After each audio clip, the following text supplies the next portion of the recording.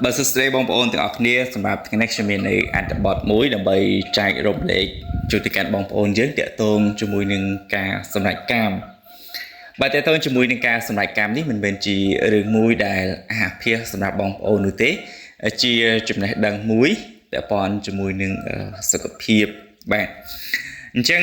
ទាក់ទងនឹងការសម្រេចកាមនេះកុំឲ្យខាតពេលវេលាយូរខ្ញុំបាទនឹងជម្រាបជូនតែម្ដងពាក់ព័ន្ធនឹងអត្ថប្រយោជន៍នៃការសម្រេចកាមដោយខ្លួនឯងការសម្រេចកាមដោយខ្លួនឯងគឺជាសកម្មភាពមួយខាងផ្លូវភេទធម្មតាដែលអាចអនុវត្តបានទាំងបុរសនិងស្ត្រីដោយខ្លួនឯងដើម្បីដោះស្រាយអំពីបញ្ហាចំណង់ផ្លូវភេទបានមួយគ្រាហើយសកម្មភាពនេះនៅមិនទាន់មានរបាយការណ៍ណាមួយបង្ហាញពីផលប៉ះពាល់ដល់សុខភាពនោះឡើយការសម្រេចកាមដោយខ្លួនឯងមានច្រើនប្រភេទអាស្រ័យទៅលើចំណូលចិត្តរបស់មនុស្សយើងម្នាក់ៗតែទោះបីជាយ៉ាងណាក្តីចំនួនដងនៃការសម្រេចកាមដោយខ្លួនឯងនៅតែជាសំណួរនិងក្តីបារម្ភរបស់មនុស្សមួយចំនួនដោយសារតែវាអាចតាក់ទងទៅនឹងសុខភាពរាងកាយផ្លូវចិត្តនិងទម្លាប់ប្រចាំថ្ងៃតើគូសម្រេចកាមដោយខ្លួនឯងញឹកញាប់ប៉ុន្មានដងមកទល់ពេលនេះក៏មិនទាន់មានចំនួនណាមួយបញ្ជាក់ឲ្យបានច្បាស់ថាតើត្រូវការសម្រេចកាមដោយខ្លួនឯងគូមានប៉ុន្មានដងក្នុងមួយថ្ងៃមួយអាទិត្យឬមួយខែដោយនេះយើងពុំគូបារម្ភពីសកម្មភាពនេះខ្លាំងពេកដែរលើកលែងតែវាធ្វើឲ្យលោកអ្នកអស់កម្លាំងចុះខ្សោយឬក៏មានអារម្មណ៍តានតឹងពេលដែលលោកអ្នកធ្វើសកម្មភាពម្ដង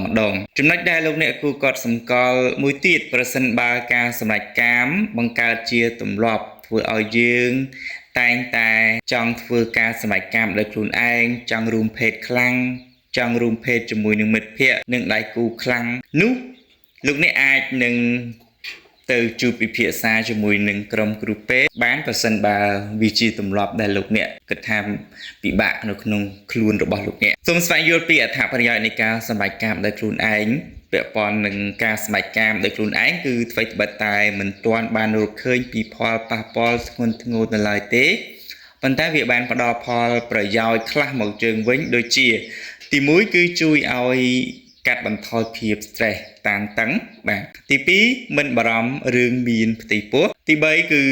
មិនប្រឈមនឹងជំងឺផ្សេងដូចជាអេដកាមរោគជាដើមជួយឲ្យលោកអ្នកគេងលក់ស្រួលនិងជួយសម្រួលដល់សុខភាពខួរក្បាលផងដែរបាទនេះគឺជាអត្ថបទមួយដែលល្អសម្រាប់បងប្អូនយើងដែលលោកអ្នកចូលចិត្តសម្រេចកាមដោយខ្លួនឯងអញ្ចឹងលោកអ្នកអាចនឹងតាមដានស្ដាប់បានហើយតើតើនឹងអត្ថប្រយោជន៍គឺច្រើនសម្រាប់សុខភាពអរគុណសម្រាប់ការតាមដានស្ដាប់របស់លោកអ្នកសូមជួបច្បាស់នៅវីដេអូក្រោយៗទៀត